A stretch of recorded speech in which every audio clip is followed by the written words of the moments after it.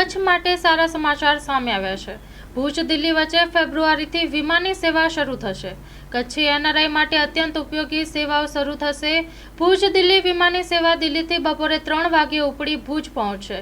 4:30 વાગ્યે અને ભુજથી 5:30 વાગ્યે ઉપડી 7 વાગ્યે સાંજે દિલ્હી પહોંચશે।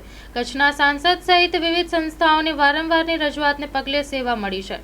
કચ્છના સાંસદે માહિતી આપી આ સેવા કચ્છના પ્રવાસીઓ એનઆરઆઈ માટે મહત્વની જણાવી છે।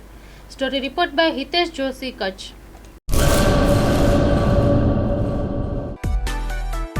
માં motor driving, safe and sure driving.